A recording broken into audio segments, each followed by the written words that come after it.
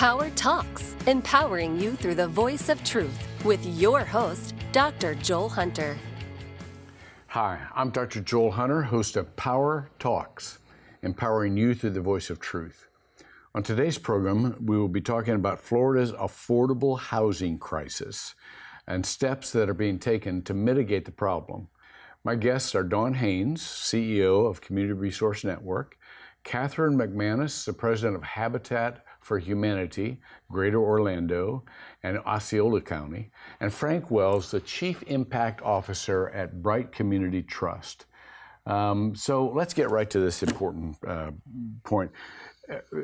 Those of us who live in Central Florida know that we're number one in the country for the unavailability of affordable housing for people who need it. And that's not a good number one to be in. And so thank you ahead of time that you're paying attention to this. I mean, this is such a huge challenge. Dawn, I'm going to start with you because you have convened a group of folks to look at the broader housing possibilities. We need lots of approaches. Can't build our way out of this. You know, there's too many people coming, arriving.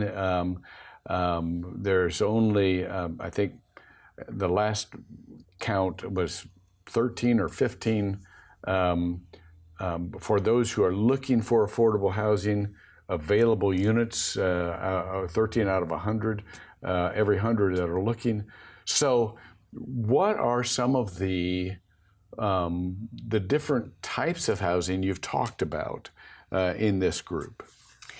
You know, it's a really great question, and you are correct. You know, when you look at the number of people that need access to affordable housing here in Central Florida, we're about 150,000 units short of housing that is affordable at different low-income levels, which is a horrendous number.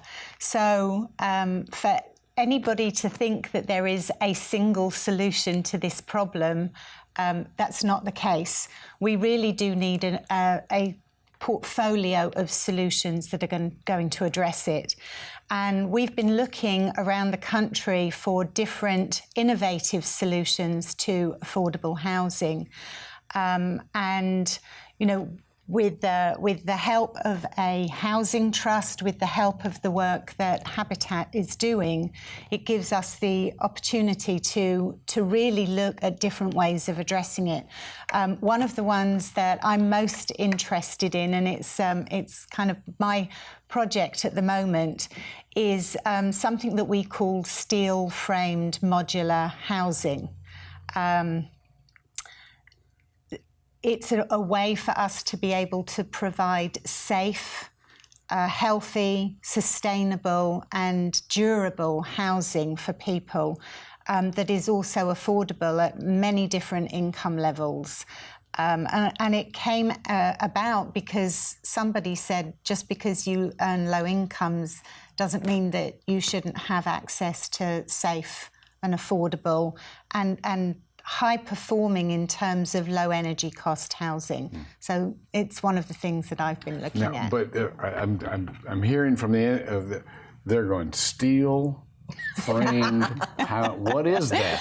Okay, Can you give us a description? Yeah. So steel-framed modular housing is housing that is built using used shipping containers. Okay, there you go. But one of the reasons that we've actually moved away from that is that when people think about container housing, they think about a steel box and how it looks like you're living in a shipping container. Exactly. Whereas the company that I was introduced to last year, they're based out in Idaho, I was absolutely amazed at the beautiful quality housing that they're being able to produce, and it doesn't look like containers. And I think that's one of the reasons why we've actually chosen to move away, because what people have as a perception and have in their head when you say container homes is really unrealistic. And when we talk about modular housing, what we mean is it's built in a factory, which lets you control the costs, which is our key challenge. We've seen construction costs going up, But the families that we're trying to help, the nurses, the teachers, the police officers, firefighters,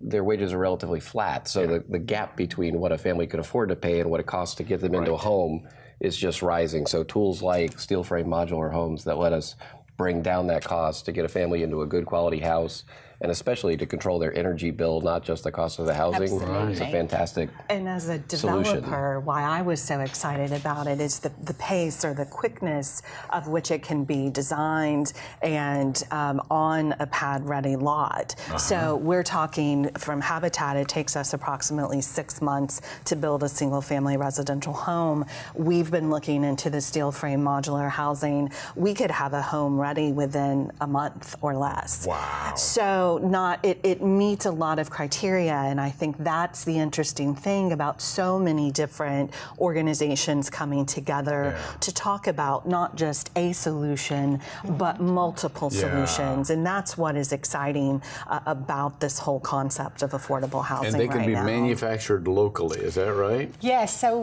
really the thing that attracted me to it the most was the economic development model and workforce development model of this particular organisation, in that they promote the ability for communities that need affordable housing to build factories utilising all of the research and development that they've done and their production process, so that we actually bring, we offer really great, good paying jobs, full-time jobs with benefits, starting at $16 an hour, which for here in Central Florida is a phenomenal opportunity. So it's got an economic development model to it, because you're bringing manufacturing to the area. And the people who work in the factories can then afford the homes that they're building, but it gives us the ability, the process is phenomenal. You can actually produce a 2-bedroom home in 14 days. Unbelievable. So let's go to that, because, Catherine, let me come to you, because when I think of Habitat for Humanity, I think of course, Jimmy Carter with a tool belt on. Of course, and he's still out doing that. I know. Yeah. He's just amazing. He's an amazing man. But I realize that Habitat has evolved as the economic situation has changed. Yes. What are some of the newer iterations of Habitat that you're looking at? Okay, kind of boots on the ground. This is our field experience. Therefore, we probably need to tweak this or tweak that. Absolutely. So we've been serving Central Florida for 3 decades now. And from where we came with, a few homes a year, we're now building 30 to 40 homes a year. But we stood back and we said, how can we take all of this knowledge and information we've learned throughout the decades in helping people become homeowners, but help the affordable housing crisis? Because we are in crisis in a way our community has never been before. And so we have stepped back, talked with subject matter experts, looked at where there were gaps or holes in opportunity, and as a board of directors and as a management staff said, how can we help fill those holes? We've recently expanded into Osceola County, which is, along with Orange, right up there on the #1 list that you don't want to be on. Right. Rental was very important for them. They don't have enough affordable rental, especially for families. We have so many families in Osceola County living in motels or couch surfing. Yeah. And so we stepped back and said, that is something we can fill. How can we do that? We looked at repairs. We have so many elderly in our community who are in an affordable home. Yeah. Typically, they own their home outright, but they can't financially afford to maintain it or to fix some of those critical repairs. So we stepped back again and we said, great, let's go in and let's create a program. Great. And so now we're doing critical repairs and ADA accessible repairs so that the elderly can age in place. So we just continue to look. Because I need to get you out and volunteer. Yes, this is great help for me. Exactly. No, I'm kidding you. So we're looking at what is the community need, and Habitat for Humanity as a whole should try and help be part of the solution. And we're a hand up, not a hand out. That's the other issue, is people have to want to work with us us. We'll hold their hand along that journey, Yeah. but they purchase their own home, they pay for a cost of their repairs, they do sweat equity, which is their volunteer hours, and they have to take education courses, because we want to make sure when we help someone on this journey that they are empowered and educated to be able to contain it, to sustain it, and to teach others within their family of how to make sure that they are in an affordable situation and stay in an affordable situation. Awesome. That's awesome. Frank, I want to come to you, and when I ask this question, it's not rhetorical. I really don't understand it. Tell us about Bright Community Trust, and what is a trust? Tell us about this. How does this? Let me tell you the story of how we got started. Okay, I think good. that's a better illustration than I could possibly tell you all the technical details. Our CEO ran community development for Pinellas County for a number of years, and one day their phone rang, and his assistant says, "We're getting calls from people who are getting home from work, and they have a notice on their door that says your lease is up the end of the month, and your rent's going to go from, say, $700 to $1,100. They're calling to say, I can't afford this. How am I going to stay in my home? I thought I had an affordable rental unit." And when they pulled the file, Anthony realized this was an apartment complex that he had worked on funding 15 years ago, early in his career, and thought, 15 years of affordability, that's forever. And then you get to be a little older and you realize 15 years goes by like that. When they looked at this more systemically, what they realized is something like 3/4 of the dollars the county was putting in to subsidize affordability was going to replace units that were expiring out of affordability previously. So only 25% of the county's dollars were generating net new units.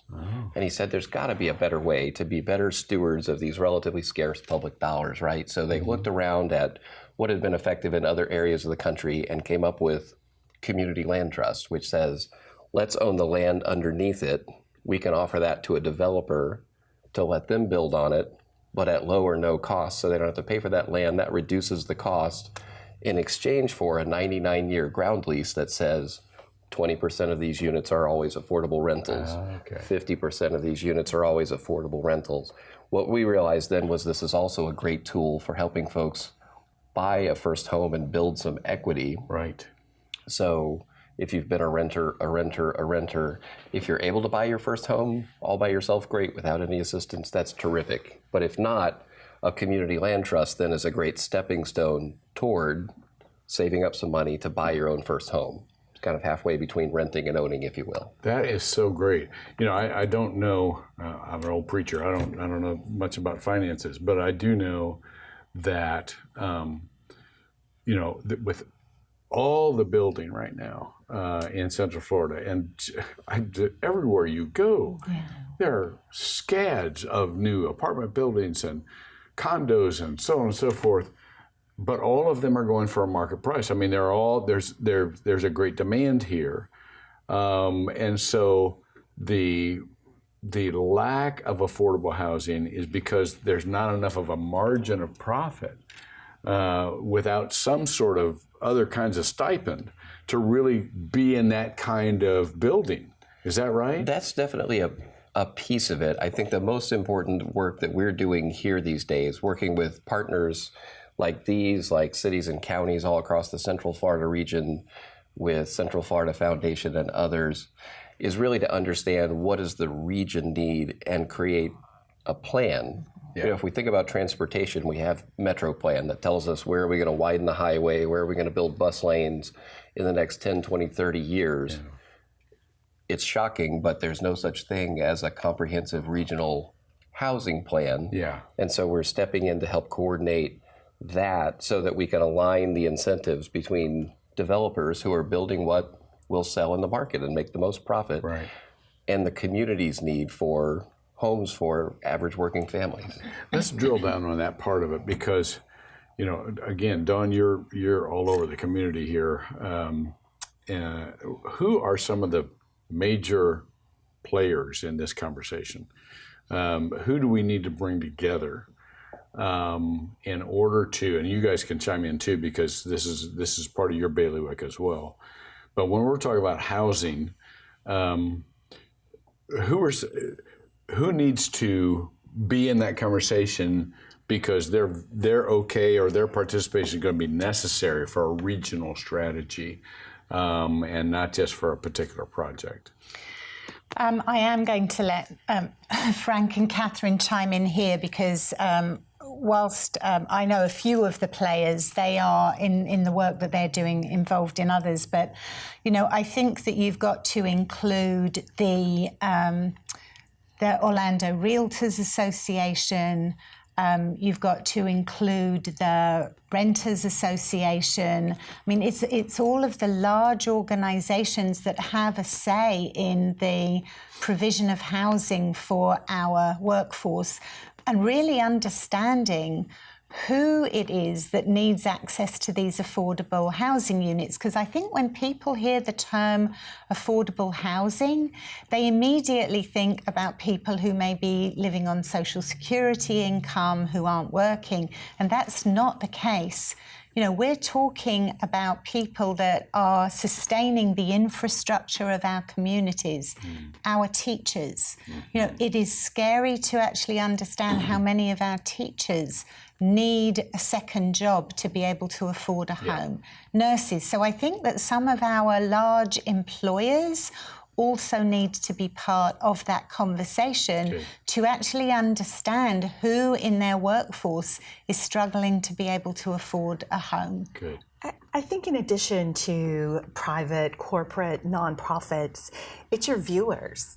It is everyone realizing within your conversations of the day, you are more than likely speaking with someone who is struggling, who is inadequately housed, who may be living with a brother or a sister, who may be living in a motel room.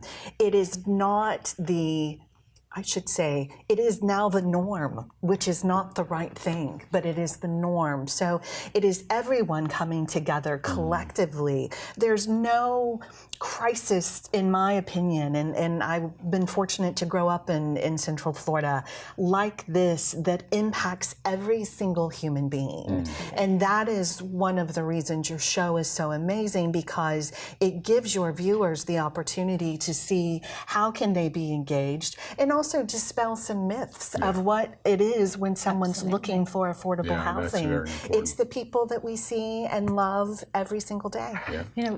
And so the Central Florida Regional Housing Trust that a large number of partners have put together that Bright will be operating here has formed a regional leadership action team. So it has these major employers, the realtors and apartment association and developers, the university, a lot of folks in the conversation to talk about how do we get built the right kinds of housing that's going to help reduce the burden on families. Because we know that when a family spends more than half of what they earn on housing, they probably don't have reliable transportation. So they're one breakdown away from losing a job. They're not feeding their kids good, nutritious food. They're not getting optimal medical care. They're not taking advantage of educational opportunities.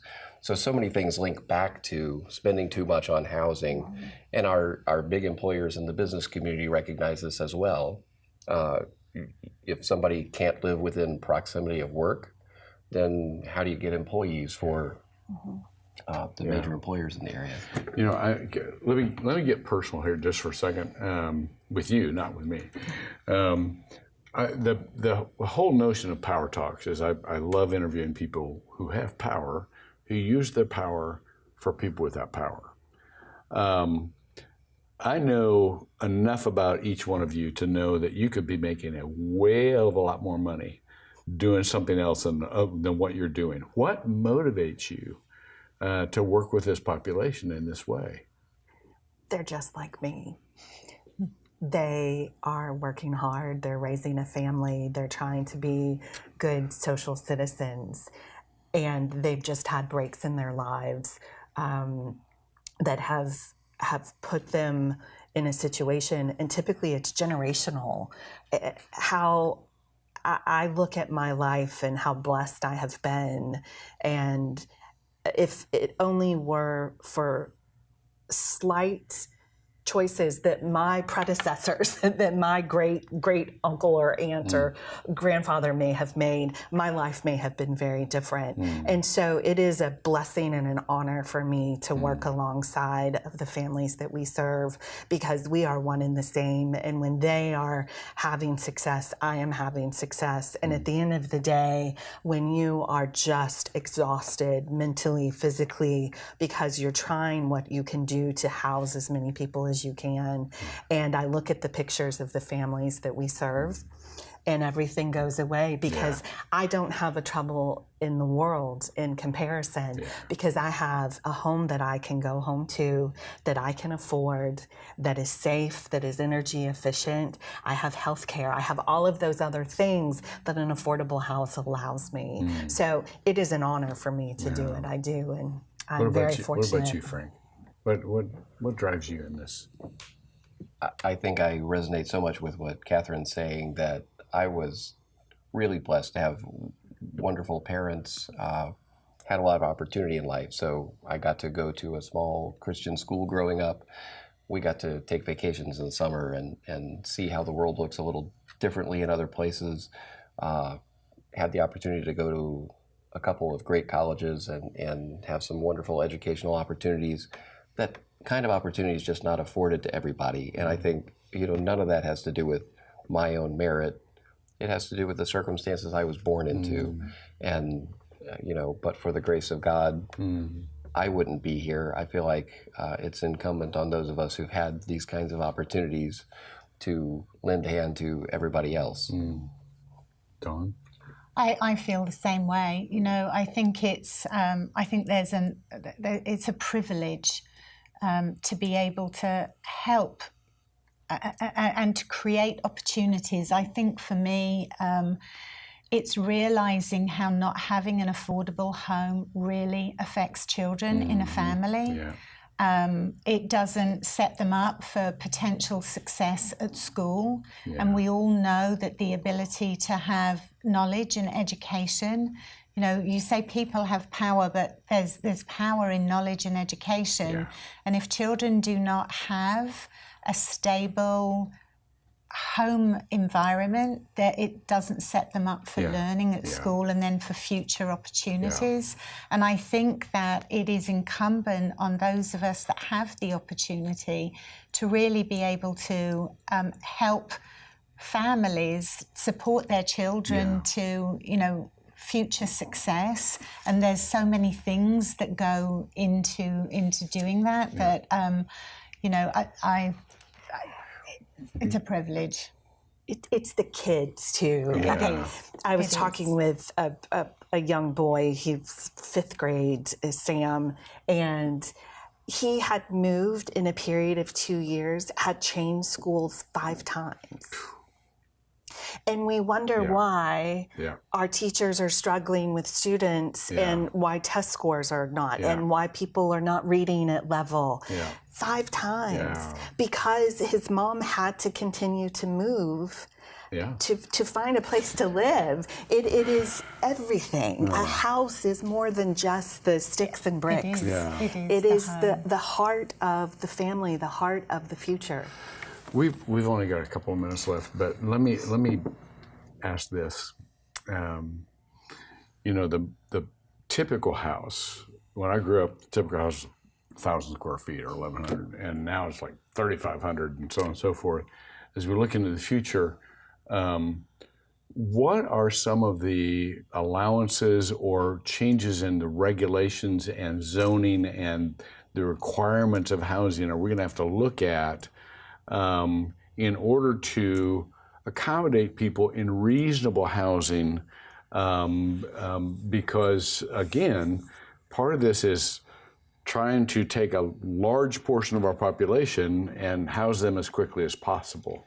If you look at some of our favorite older neighborhoods around town, look at Winter Park or Delaney Park, College Park, if you really look, you'll find a mix of housing, right? You may find that 1,100 or 1,200 square foot house, or even 1,700 or 1,800 square foot, but there's probably a garage apartment in the backyard, and next door they may be what looks like a 3,000 square foot house, but it's actually 4 apartments. And travel down the street and you'll find a 12-unit apartment building. We used to build that whole mix, a few shops in the neighborhood with rentals above it. After World War II, we changed our housing code to say everybody should live in the suburbs. We all want a big lot. We all need to drive a car. Nobody needs to walk anywhere. Right. Isn't technology wonderful? And now I think that we've realized that's not a great way to build community, and it also eliminates this whole, what we call the missing middle. Yes. All those housing types. So we're working now in places all around the state to try to make it possible to do that, to say, if that's what you want to live in, 3,500 square feet on a big lot in the suburbs, hallelujah, more power to you. But we also ought to be able to build what we used to build because it has so many benefits all up and down the income spectrum. Yeah. Are there again, about a minute left here, but are there communities that are doing this well, Frank, that you all know of? I think that's the plan, is everything old is new again, is we're collectively looking at these living, learning, working communities, looking at density, looking at changing the sort of vernacular of what is acceptable, what is okay, and working alongside the municipalities. Well, I love the word community, because this is not just about having a roof over your head. There's so many more ways that we need to build health into our communities and well-being in our communities. And I grew up in those neighborhoods where you had a corner store and and so anyhow, it's just a wonderful.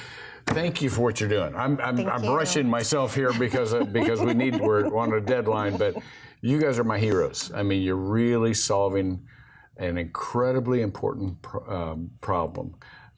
For incredibly wonderful people and valuable families. So thank you for what you're doing. Thank you. We're out of time. Hate this, but I want to thank you and our panelists, Dawn Haynes, Catherine McManus, and Frank Wells, for joining us on Power Talks. Remember, these discussions are just that. They're discussions among us, but we'd love to see you continue the discussions at home and get involved. See you next time for Power Talks. You just watched Power Talks, a Good Life 45 original production that makes you part of our Hope Team here on Good Life 45, where hope happens.